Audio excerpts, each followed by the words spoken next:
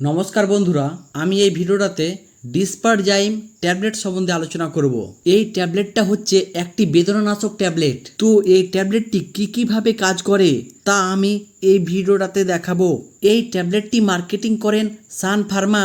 এই ট্যাবলেটটিতে 3টি কম্পোজিশন যুক্ত আছে: ব্রোমেলাইন 180 mg, ট্রিপসিন 96 mg আর রুটোসাইড আছে 200 mg।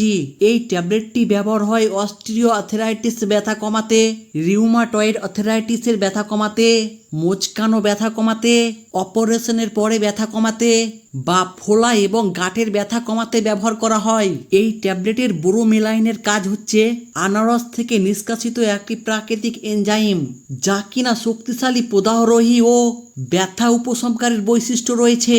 আর টিপসিন হলো একটি প্রোটিওলাইটিক এনজাইম, যা প্রদাহ সৃষ্টিকারী প্রোটিনকে ভেঙে ফেলে এবং সুস্থ টিস্যুর বৃদ্ধিতে সাহায্য করে।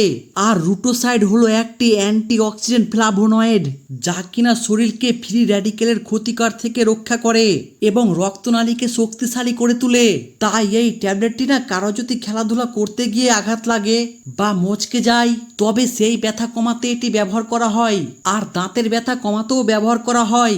এই ট্যাবলেটটি দিনে 2বার করে খাওয়ার আগে অথবা খাওয়ার পরে খাওয়া চলে।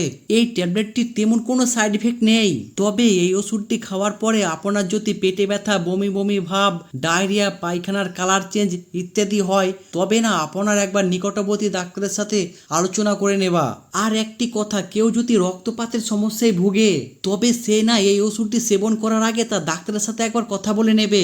আর কারো যদি অপারেশন হওয়ার থাকে, তবে সে এই ওষুধটি যদি সেবন করে থাকে, তবে অপারেশন যবে হবে তার 2 সপ্তাহ আগে থেকে এই ওষুধটি বন্ধ করে দিতে হবে, কারণ এই ওষুধটি সেই সময় চলবে না। তো বন্ধুরা, আপনাদের যদি আর কারো কোনো কিছু জানার থাকে, তবে আমাকে কমেন্ট করে জানাতে পারো।